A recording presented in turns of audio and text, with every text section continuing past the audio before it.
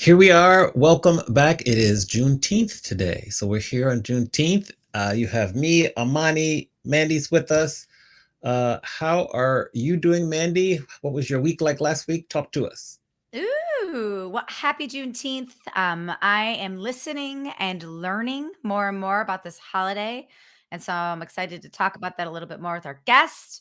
But I'm doing awesome. I actually, this past weekend, for the very first time, I went to a San Diego Wave game. And I know how much you love Oh, soccer. yes, yes, very good, And very good. it was awesome. And it was inspired by watching the Angel City documentary. Have you seen this documentary at all? I have not, but it's on my list to see. So yes, it is on my list. You gotta watch it. It's as a female athlete growing up who was, you had to work out in the worst conditions than the boys. And I was the only girl on the soccer team when I was 5 years old. And all the boys made fun of my really thick legs. And Mm. so I stopped playing soccer when I was 5 and went to softball where they actually had teams. Like we've come so far for female athletics. We have so much farther to go, but it was just awesome. Like the vibe, there was like 15, 20,000 fans Oh, and the nice, vibe nice. was so cool and it felt really good to support it. So I will Mhm. go back for I sure. love it. Yeah. Have you been to an Angel City game yet? Not yet, but it's on my list. Do Once I it. in between all the travel, it's on my list. I will be there. I promise.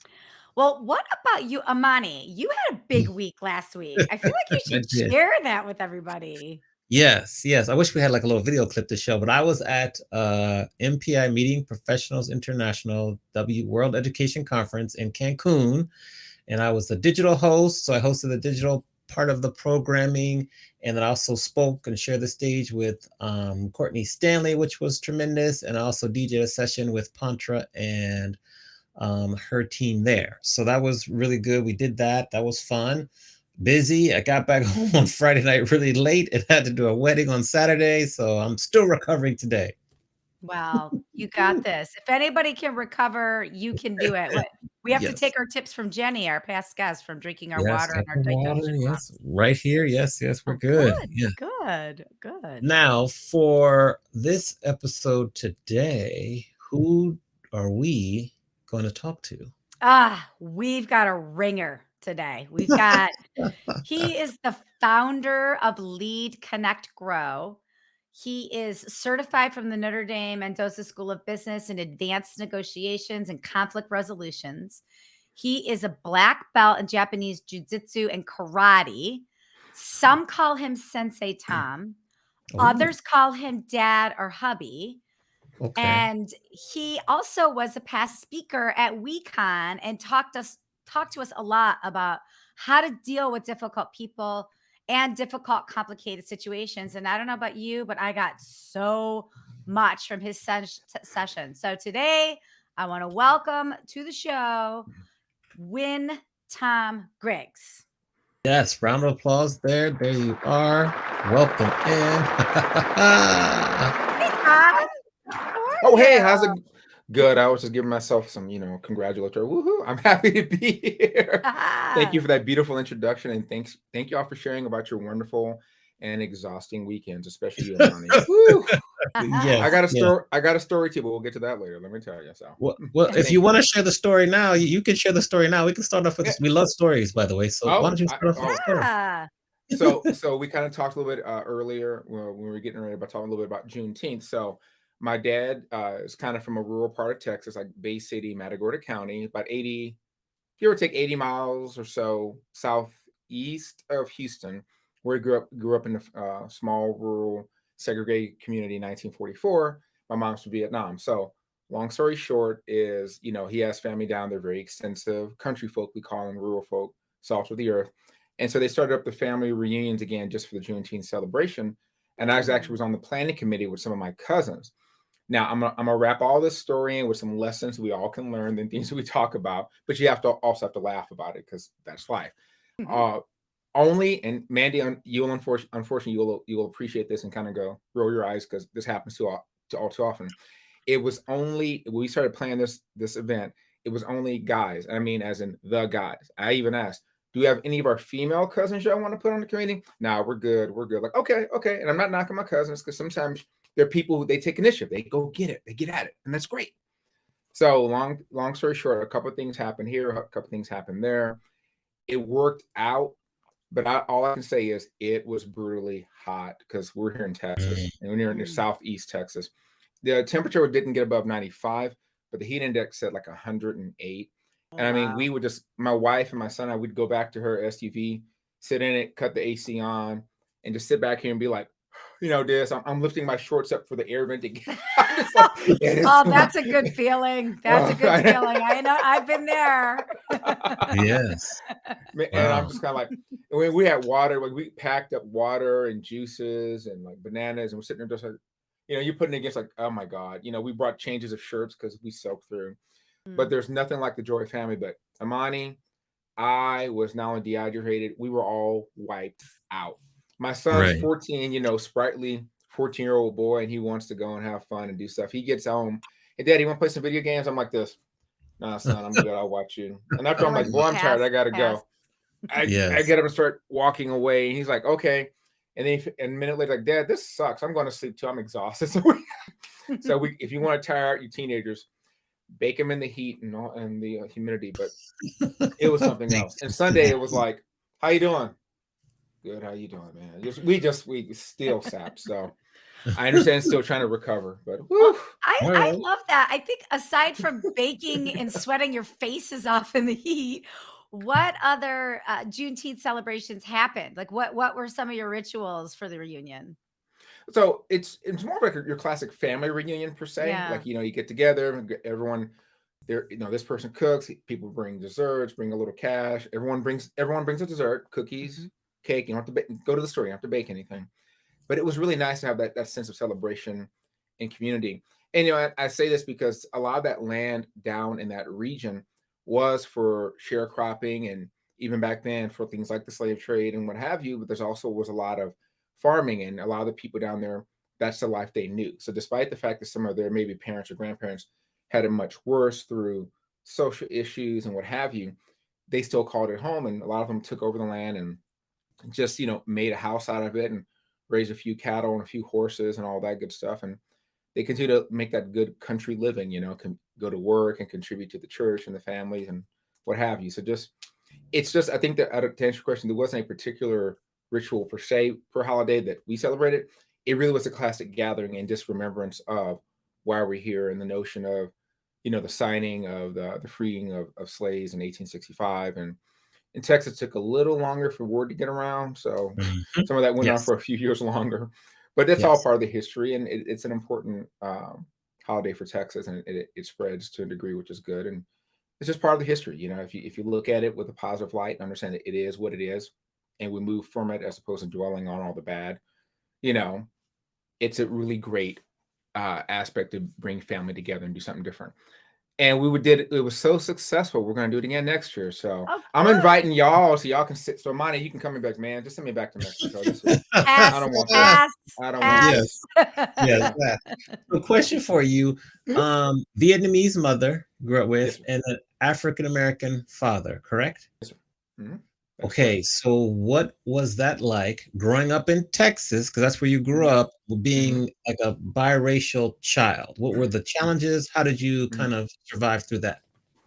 Oh, this is the Oprah interview day. I love that you guys. You guys are the best. Don't cry, Amani. Don't make our guests cry. But we have to ask the question. The question is sitting there. We must ask the question. It is. That's a good question. I want to know too. I have it on my list too. So I think what I will say is, and this is my experience, and I think for other people out there who are watching now or see this later, it is about people of mixed heritage, racial, ethnic identities. A lot of it also depends on the classic, your environment. Where did you grow up? I was born and raised in Houston, which is the fourth largest city. And so I had some degree of diversity because my parents were business owners, and they were able to send my brother and myself to like private school. So that was one of the advantages. But I tell people, we grew up in the hood. You just call it for what it is. It was hard. It was hard working class people. But it was hard. The neighborhood was tough and rough. And I saw more than my instances of interactions with the police and the community. not great, you know, the usual. But my parents, being business owners, had a different perspective, and they often had to kind of keep everybody in check from wrecking things and what have you. So there are people who always want to say something negative or make snarky, disrespectful remarks over things you have no control over, like who your parents were, right? But Mhm. you know, or making light of you because if you got, you know, what is it you saying, Mandy? You're running and your legs look a certain way. Well, that's your genetics. You reach a certain age, your muscle does Yeah. what it does, Yeah. You're you know. muscular lady. Yeah. There you go. And so there's a lot of just learning how to cope. And a lot of my conversations, and you know, not to push it towards content per se, but like a lot of what I talk about relates to like teams leadership and conflict management. But what I share with people sometimes is a lot of the ways I dealt with conflict came about from a lot of unresolved anger issues growing up, being bullied and teased. And I will say this very bluntly: people can think about, you know, racism or little racial remarks or racial teasing, what have you, but I grew up in the Black community predominantly, and that's where I got most of it from. So I say that to say, even on Juneteenth, nobody's above racism. We all can be idiots. We all can do stupid, hurtful, thoughtless. Say that and do those things and gestures. So we all have to kind of, going back to the opening keynote or the keynote that I had, is look in the mirror and check yourself first. What am I doing that contributes to the situation and made things like they are? You know. So it was a mix, to say the least. It was Mhm. definitely a mix. So And you grew up what ward in Houston? Ward what? so actually not on any of the wards. Interesting enough, I predominantly, so man, mine is asking all the good questions because That's this what we goes gotta back to do. another part of it. No. Yeah. So Yeah. my parents started off working for somebody else in a convenience store in the neighborhood. If people are familiar with Houston, probably where Houston, where 610 Loop and like Cullen and Scott, which is it's hood. You know, that's where that area was, and that's where they first started because that's the only place they could afford. You know, my dad was a Vietnam veteran. Obviously, he met my mom, the Army, and so when he came back, he just tried to hit the ground running, and that's the best he could do. And so they just went from that situation, and then what they did is they saved their money up and opened a liquor store, and then opened up another liquor store. So my first memories actually were playing around the liquor store, you know, Mm. in the neighborhood, and then this is a conversation Mandy and I had about like hospitality, the industries, and like what y'all doing, meeting professionals. My parents, I tell people, they graduated from the liquor stores to the hourly rate motel business.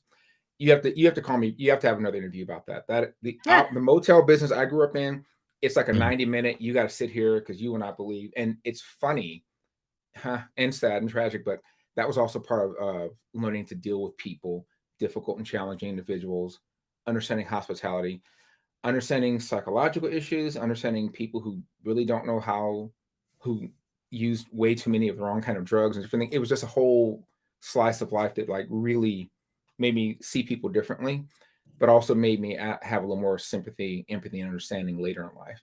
But yeah, it was that. So that neighborhood really wasn't in any of the wards per se. So we ended up living at different motels around Houston. So Mm. that's Oh. why I'm a weird outlier in that I did that. But Oh. we had a lot of people from all over Houston coming in and visit our motels, and I'll just leave it at that. Anyway, Whoa, wow, so Some okay. so people. I'm famous, and I definitely won't say anything about that. I Wow. have a um, question about that because you have such an interesting past, right? So, mhm. what keystone moments can you think of that helped you, that really you use now that inform your opinions of conflict and how to deal with difficult people? Like, are there any stories from your childhood or any Sure. stories that you use right now that help you demonstrate how to deal with difficult people? I'll give you one of many insane stories. I'll tell you one from I think it was still the liquor store days. So my dad, God rest his soul, is named Robert L. Griggs. And people liked him in the neighborhood because he ran the business, but he was fair, but he was like a boss. He was like a boss man. And everyone looked up to him, especially on Fridays when you had to come and cash your paychecks. People who Mhm. are listening will remember what those days were like. No direct deposit, no, pay your check and then go to the bank, or cash check and go to the bank, or whatever you had to do.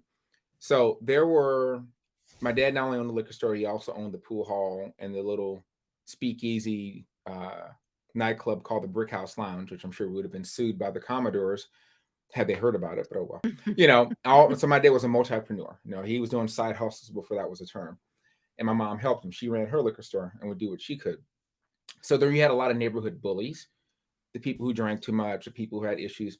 But you had your neighborhood bullies, and there's one in particular guy named Big Larry. And Big Larry was literally a large man named Larry. He was a violent person, even when he wasn't drinking. So he was one of those difficult, dangerous people that my dad had to work with and work around. And by that, because sometimes my dad could reason with him. You know, my dad's maybe what, 5'9", 5'10". I'm about 5'10", 5'11". Big Larry was probably a good 6'4", 6'5". Heavy dude, you know, good size. Used to play football, but just mean anyway. And then when he got drunk, forget it. He was Mm. almost intolerable. Mm. So my dad learned a little bit of trying to talk to people, trying to reason with people. My dad also kept a snub nose 38 on him at all time in his pocket, in his pocket, because Snap. if anyone understands about running liquor stores and nightclubs and motels, you have to have a variety, Mandy, of people, people working with skills, including threat of arrest or more. So my dad had to work with a lot of that oftentimes. And so one night there was this gunfire, which wasn't that uncommon, but we lived above the liquor store. We had our little house, so we never really left the area. Like we could look out our window and look at the nightclub, and you could stand out on the balcony and see the pool hall. So it was everything was literally right there. And we just the gunfire was right underneath us. And my dad went downstairs or went down and saw his friend named Mr. Robert James, who was a dear friend of his, who was wheelchair bound. I think was in Marine Corps. He was in Vietnam. He had parked in his wheelchair, had set up a little shooting tripod platform, and was shooting across our parking lot, across the street at this convenience store where Big Larry was coming out of. He had made it a point to pretty much assassinate, Big Larry, and my dad, and people were no one could. He came out the store in there, and instantly that part of the door frame came off and the bullet hit. So he knew he was being shot at, but his gun was in the car and he couldn't get to it in time. So my dad spent about 20 minutes reasoning with his dear best friend. Don't Mm. throw away life killing this person behind this, behind that. And notice he talked him down. And you notice I didn't tell you the police showed up because they never did. Mm. Because Mm. either you called and they felt like coming or they didn't because the neighborhood was so rough. Again, this is 70s or 80s. So my dad had to talk down his dear friend from killing a guy that everyone disliked. I'll even say hated, but he had a son and he wanted him to think about that. And I tell people, if you really think the story is crazy, when he ran out of bullets in his rifle, he held up his handgun and was actually still a better shot with his handgun than he. I mean, this man was a sniper. I mean, that's what he did Mm. in the army or the military. But it took a lot of reasoning. And I think part of the pillar to answer your question is, you know, don't let people get pushed to that point. And I'm saying to that point of violence per se. And unfortunately, that's a real thing. I work with healthcare workers and different groups as well. But even in like business people, if you have people in your group, in your company, your organization who are constantly under stress and it's starting to show, how much longer before they snap and have a breakdown or they just quit, rage quit, throw the laptop out the window, blind email all your clients and tell them that you know what, and just walk away. Let's not get to that point. Yeah. So what can you do to get people down? What can you do also to stop the agitators, the aggressors, and people that get you so angry? What can you do about those toxic work cultures and those people who are toxic within the organization? So I think that's one of the nuggets is don't let it get to the point of extreme actions per se, because you Yeah. don't know what that's going to turn into. I mean, ultimately, I love what you're saying is like, I don't love what I love what you're saying as a message. I'm sad that it happened in your community, but essentially the guy with the gun, he was burnt out from being bullied. And what you're saying and translating this into business, right, is how do you manage the burnout before it gets to be burnt out? How do you Yeah. prevent that toxic culture before it gets toxic? I think that's a really, really good takeaway, a really good Mm. message. Thank you. Yeah. Thank you. Maybe that's a good segue to kind of ask you about some of your philosophies as a sensei. Hmm. And I'm really curious as to how do you help your students who maybe are struggling to, get a certain move, or they're just struggling with kind of getting to that next level, like they may Hmm. lose some matches.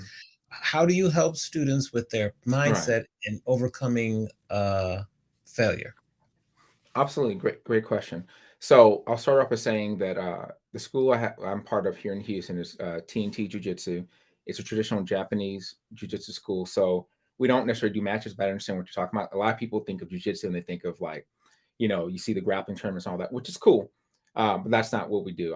Our instructor, Sensei Tori Overshoot, always told us, or he tells prospective parents or adults or teens, hey, we don't compete because we figure out that we know that the toughest competition is you against yourself Mhm. today, today, tonight, tomorrow, and thereafter. Can you beat the person you were yesterday? As in, can you work past your anger? Can you keep your head up when things get bad? Can you, work through what it takes to become to not be depressed? Because your toughest fight is always going to be against yourself. That's the thing. How many times have you seen teams like like the Miami Heat and Denver? We just saw the Heat and the Denver Nuggets go at it, and I was like, after a while, I was like, dude, they're just tired and they're just, it's like, how do you keep that spirit up? Sometimes you can't, and sometimes the other team wants it more than they really did. So what we tell in our philosophy is we have something called a 1-7-12, which is our one dojo creed, our our 7 tenets of jiu-jitsu, and our 12 philosophies of jiu-jitsu. And so it's that more old school philosophical approach to thing. But really what that comes down to is, how am I going to work on myself to be a little bit better tomorrow? You know? Mm. And one thing we look at too is like when anyone's trying to figure out a technique, sometimes it's the answer is almost always there. Hey, are you not changing your level? You're not bending your knees enough. Like let's say you want to throw somebody over your hip or your arm. Everyone sees the old James Bond, hip throw or throw them over the shoulder. Those are great techniques. They're easy to teach once you know a few things. But what's probably most interesting is most people forget, you have to bend your knees. You also have to move in position. So I think a lot of people don't understand that when you teach things even from that level, it becomes the physical movements have more of a psychological and philosophical approach as well. One thing we tell people is, keep distance in a situation. If you think you're going to have an altercation physically with someone, but you're not the aggressor, you're the defender. Like, hey, I don't want any trouble. I'm just going to my car. You know, don't just someone, or like the example I used at WeCon is, someone takes your parking spot and you decide to say something to them, and they get out of their car and they're waiting. And you park your car and you notice they see you looking at them. They do the whole "What's up? What's up?" You decide to walk that way. You just decided to fight. You did not decide to defend yourself or go about your business. You decided to engage in an altercation. So we tell people it's not just choosing the right techniques, but it's also choosing the right frame of mind every day. So part of it, honestly, Amani, is physical things can be worked out. You're not bending your legs enough. Well, my legs are stiff. Do you need to stretch more? We can work through that. I'm not strong enough. We're not trying to make you get stronger. Just be strong where it counts. You have a good core. You're doing a few squats every night, just to make those basics a little bit stronger. And most of the time it's a mental block. And when people get it, I don't care if they're our little kids or our big kids, the adults, the look on their face is so like, someone like, wow, I got her. Some of them are like, we're like, good job. I did it right. You're like, yeah, they've been so used to doing it wrong and trying to overcorrect themselves that when they finally get it right, they can't believe it. And Sensei Tori always says, sometimes you get it right and you surprise and amaze yourself. It's like, so I hope that answers your question, my friend. Yeah, it does. Go ahead, man. I think you have follow up.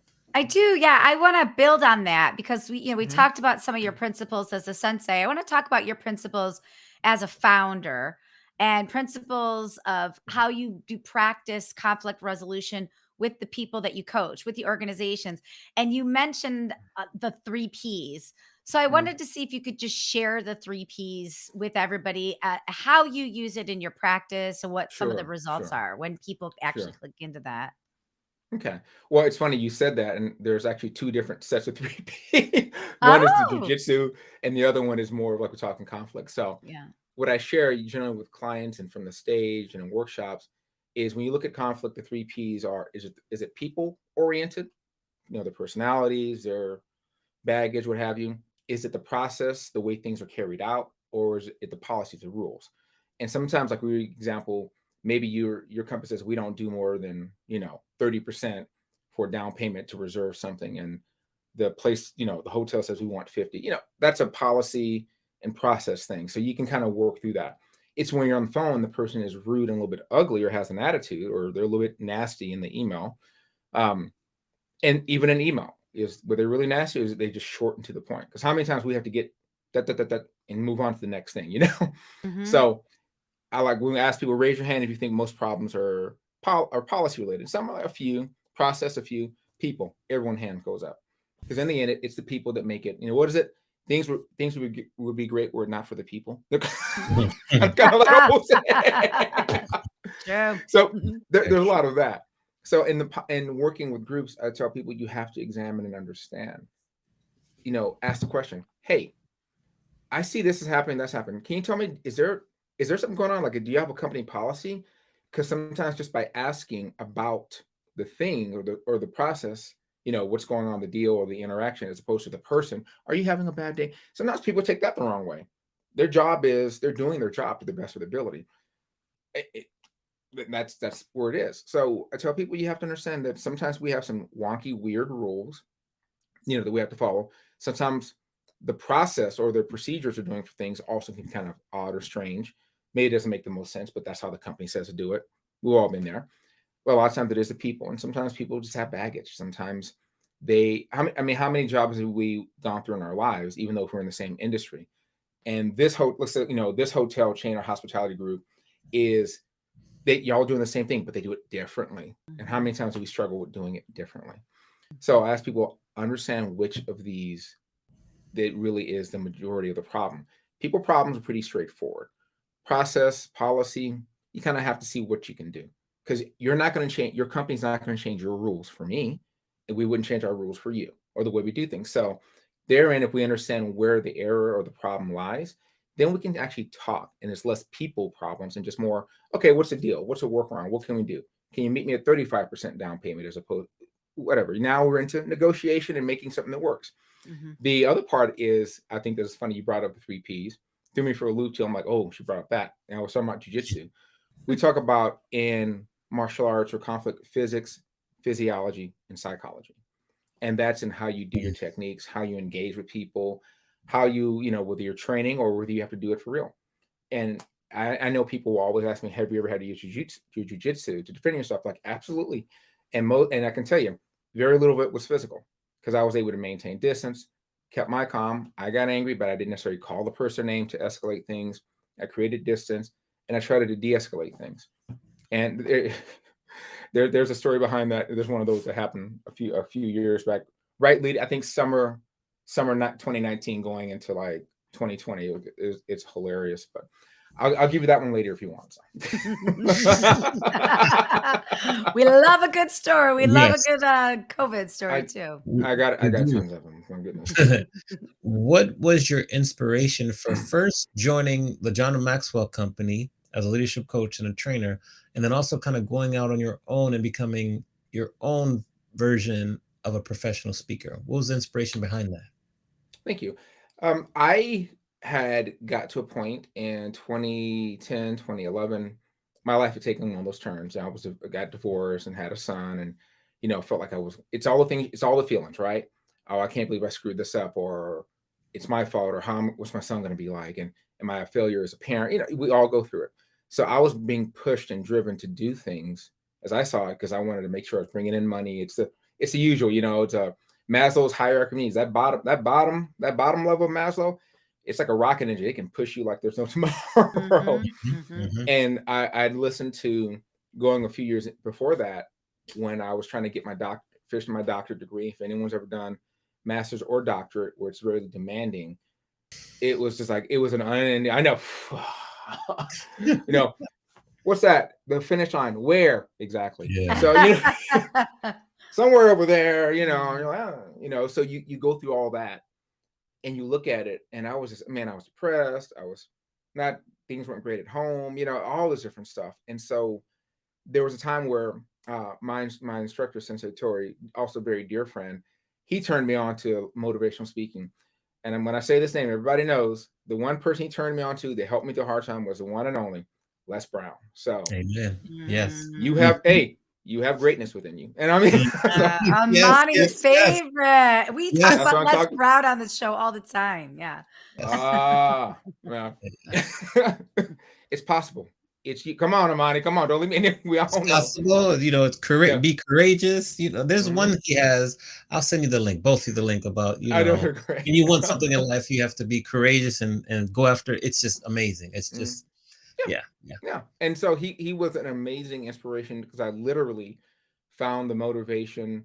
And like I tell people, it's not a sob story. We've all been through some rough times, and maybe going through now. I'd pull over some days in the gas station and just kind of like park somewhere and just put my head down and cry because it was just so difficult. I mean, this was like, wow. And I'd put on a CD or listen to it. It would just like, that was, for lack of a better word, almost like my church, if you say, because it helped me to understand something from a perspective of a person who's going through and been through some things and the way he shares a story. So his style also motivated me. And I was actually, I turned out to become a Les Brown Platinum speaker. I had a chance to train with him and meet him in person. Oh, Totally changed my life to meet wow. him.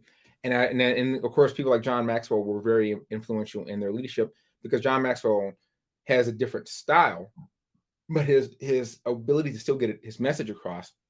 So I love studying styles, and that's why I've done Japanese jiu-jitsu for so long, but I've studied other types of martial arts to understand, oh, here's a nuance, here's a quirk.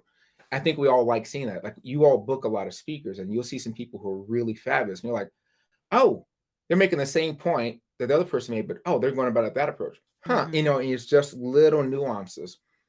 And so I think that was it. So really the short version is, I had to make a living, man. I had to prove to myself that I wasn't a failure. And so that led me to getting into that. But that then didn't quite work out because you jump on it to go do it, then no one teaches you the business of how to be a speaker and how to get Mhm. clients. So that led me to this other part of my career, which I'm gonna be like you and segue the show. Yes, we love a good segue. Yes. That well, before I went to work on my doctorate in the early 2000s, I was an adjunct college professor, and I know we were going to talk about being a college professor too, or people in academia. But I was able to get a job like in 2010. I sent out, hey, I need a job, adjunct college professor. I'm experienced. Crickets or, oh man, we just filled our positions. I'll keep your resume till next year. I'm like, so 2010 to 2011 was like an emotional desert, and Mhm. just a war room is insane. But in 2011, I actually finally was going to go. I went to Florida for the John Maxwell. Like I think I was one of his first, and when he first started rolling it out. And I get the word that as I'm leaving, oh, we're going to hire you. Can you start next week? I'm like, I'm on a plane, or I'm on a plane during the week that they wanted to. So they worked with me and gave me a couple of days, and I came back and I taught in the School of Business because my doctorate was in education, but my MBA, International Business and Finance, and I taught before previously. I love it. I think you too can understand there is nothing the joy of truly teaching and having, especially at the college level, a department that gives you latitude, especially like in business classes where it's simulation. You can do. I've done game shows. I got to tell you, education, working in the college gave me so much creativity that I bring now in the workshops and on the stage. One Mm. year it was Christmas time. You're finishing up your fall semester, and I stopped by like Walgreens or CVS or Rite Aid, wherever you want to call it, and I got some holiday stuff. It was this foam wrap, like this little cheesy with Velcro. It was like a headband with like two reindeer ears sticking off of it, and I had that for both students, and they would sit next or apart from each other for a test review and had to keep their hands this far apart. I'd ask a question and they had to pick the thing up, put it on their head, and then raise their hand. And at one point, one guy had a thing hanging half his face, but he was like, I still raise it. And the other person's like, no, it has to be wrapped around your head. I was first. I'm like, wow. And you should watch the class about fell over, died. It was just one guy went for the thing, it missed his head and it flew back and hit me. I'm like, hey, all these crazy little things you do, but it helped me to understand that you can take different approaches to teaching, to connecting and sharing. And that's really I see even Yes. as a speaker. I think it's still teaching because I love learning. So I learn as much from the audience, people who come up to me, you all, as I do teaching. And that's been and pull quote time, honestly, the best and most successful leaders and people, they have the skills of a black belt, they always have the spirit of a white belt. You always need to Mm. know you can keep learning. When I'm at home working out, my wife and I'll be talking, and she knows I might get up, and if we're just having, not necessarily heavy, very, type personal conversation, just talking about, what we're gonna do for that trip. She'll see me get up there, or she'll see me just do some techniques like working white belt movements. Why? Because you always have to go back to the basics and work your way up. Every great speaker will tell you it started as an outline, and then I filled it into a PowerPoint or whatever, and then that's what it is. So my one of the things I can tell people is if you want true success, everything, all these other things, remember, it's like be a black belt leader, which means you got to have the spirit of a white belt first, foremost, and always. And I think that's something that helped me do well through not just the inspiration to become a John Maxwell speaker, but to become a speaker and a coach and a workshop facilitator in general. I So love that. my follow-up, then I'll turn it to you, Mandy, because you've left us with a lot of gems. Nuggets. Yes. Nuggets, as we say, yes. What have been maybe the 3 keys for you to be able to grow your speaking business? So I'm glad we're going to go to NSA in a few weeks, right? Yes, we are. Yes, I'm going to see. Yes. Oh yeah. We'll see that. I got you, man. I got you. So coffee, whatever you need. I'm your hookup. In listening to a lot of the podcasts, especially from National Speakers Association, different groups, what I've been adopting a lot more, honestly, my friends, is consistency. Like when I'm done with this, I want to go and share this now, which is when we're done with this, probably in a week or two, when y'all send out the recordings and everything, I'm going to start my regular weekly, Mandy and I talk about this weekly something, stories I've written, articles I've written, and maybe if it's even just a little slight verbal exposition on it to invite interaction with people. And eventually I'd like to do like maybe some lives like this where you get interviews, or maybe it's just a one kind of this, you don't have a guest, but it's just me speaking and connecting though. But I love this. I think so. One of my keys would be consistent. As always, probably before that, we should say is have a plan. Our instructor says that all the time. When you're getting ready to go to the grocery store, have a plan. Suppose you do catch a flat. In this weather, you can just forget it. Just go inside and hang out until 9 o'clock at night. Don't change your flat. They're gonna find you in a puddle in your clothing. There's nothing now. Just suffer. But have a plan, be consistent with it. And Amani, Mandy, you can't forget number 3. Never quit, never give up. That's it. Have a plan, be consistent in how you put it out there. Never quit, never give up. All right. Thank you for that. Great question. Those are good. Yeah. Thank you. Thank you, Manny. I want to go. You do so much work with our healthcare industry, and aside from teachers, I think the healthcare industry is one of the most undervalued, undercared for, but they are all caring for us. So, Mhm. can you talk a little bit about the work that you've done with them in terms of conflict Sure. management and educating them? And what are some of the hot topics that you hear that are out there right now for them that you've helped them solve? Absolutely. Great question. Thank you for my healthcare people. A little bit about my wife's background. She's a licensed commercial interiors person. Her focus is healthcare. And so she can do 20,000 feet and below. I have to give a plug in for her. But her parents were medical professionals. Her mom was a pediatric nurse practitioner. Her dad was a respiratory therapist. So for the RTs who might be listening, I will be at the Texas Society for Respiratory Care in July 6th through the 8th. So if you want to be there, or you have or for the educators at programs and your students, I'll be there. We're going to have a good time. I'm teaching a course called Code Gray. Sometimes it's called Code Purple. Health safety for healthcare workers. And what we do is it comes from an acronym of READ, R-E-A-D. READ is R is for the relating. So put yourself in the emergency room as a healthcare worker. Okay. So that's the perspective we're going to take. Someone comes in, it may be family, maybe several people, someone's worried about someone's injured, sick, especially parents and kids. So R, let's relate to these people. I understand you're upset. What can we do? You're doing your thing, because people are sometimes really upset or what have you. You don't know what's going on with them. So we try and empathize with people, relate to what they're saying, relate to the situation. Then we do E for evade. People aren't necessarily going to come at you right here physically first, hopefully not. But the evasion is don't let them say things to trigger you. They may be very rude and disrespectful towards you, calling you all kinds of names, etc. If you feel your duty is to give them the best healthcare, you're going to do that, but don't go to their level. A is for act. This is when, unfortunately, it gets physical. Oh, and the evade part also means if you need to seek help. We do a whole session on code words and little signals that healthcare workers give to each other, meaning I need help, as in go get security or get additional people here. But you can do that. We teach these little system codes. You can do that without the person knowing it. A is for act. This is when they actually try and put hands on you. So we show you how to get out of things, how to create space when they try and put their hands on you. I know there's that news clipping of I did at a news station in Amarillo, where if you have your tablet, you can use that to like break someone's grip or attack the joint and make the arm bend to create space, how to remove your clothing from someone's grip, which sounds counterintuitive, but if you think about it, you're trying to pull away so get your clothes out of their grip as opposed to grip off your clothing. And so you have these different methods you can do. And then finally, D is for document.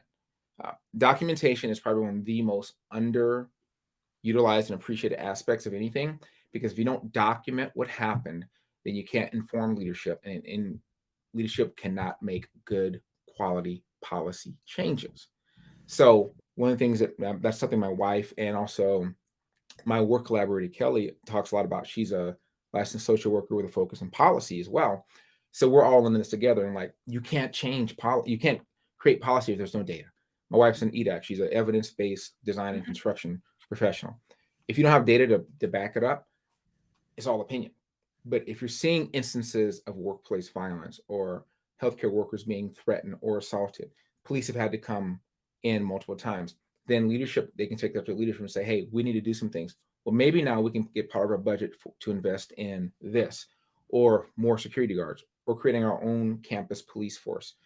So documentation is also an important part. So that's what I do. And for like TSRC, I'm going to do a self-defense session, and then do that session. And then I'm going to do the next night a game show musical experience for the students.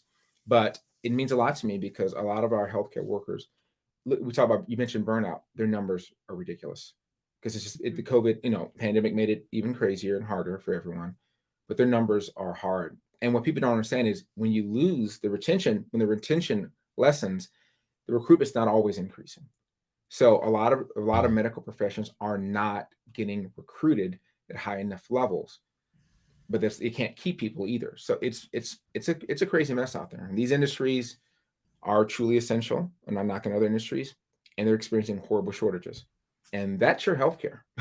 So that's just healthcare. Well, and that's what I love about what you Yeah. said, because it's translatable to any industry. And not all industries are in that threat of violent danger all the time. Right. But there is a psychological danger. There's a threat Absolutely. of burnout. There's a threat of losing great people. So I love that, Reed. I think it could be translated to a lot of different industries. And it's all Yeah. about, just taking a minute, just take a beat, Yeah. and assess the situation. Yeah, I love Yeah. that. Thank Yeah. you for Well, that. and you're welcome. I mean, we look at healthcare, like people ask me, like, what's your basic tagline? So, we cultivate culture of success where we focus on physical security, psychological safety, and honestly developing communities of belonging. But if you translate that to understanding conflict management for corporations, for hospitality, for educators especially too, people leave organizations or places where they don't feel like they're part of something. There's nothing new there, you know. Great team, but toxic leader or toxic person who drove me out. And like, well, it was so great. Why'd you leave? It's like, well, apparently enough people weren't doing enough to stop the person who was making it hard on me. So you feel like people don't care for you. And I know that you have to distinguish between the people who it's a whole lot and they're exaggerating versus people who it's really truly germane and authentic. But the biggest thing is, do I feel safe here? Can I trust you? And is this are we building a community where I can become really truly part of? That's it. That was my dissertation focus on college, on students transferring or leaving college. And one of the primary things I discussed was, like, when you're a high school senior and you go and do the college tour, they say, oh, our college is like this, it's like that. This is going to be a great time and great experience. Awesome. They go there, and after their first fall semester into the spring, they wise up as, were you feeding them a line of creativity, or were you telling them the truth? And so, like, basically my point was, if students feel bait and switched, by the college admission or retention recruitment process, it's a good chance you're going to lose them. Now, they may not drop out, which is a risk, but they sure as heck are going to go someplace else. Yeah. Yep. What is your definition of resilience, and how were you able to really use that muscle in like 2010, 11, and 12? Awesome. Great question, my friend. So a lot of my training in the last year has been on resiliency. So I think I like what we do in Japanese Jiu-Jitsu as the definition of the art being, the science of softness and yielding. And I think with resiliency, to me, as we practice it both physically and with people, is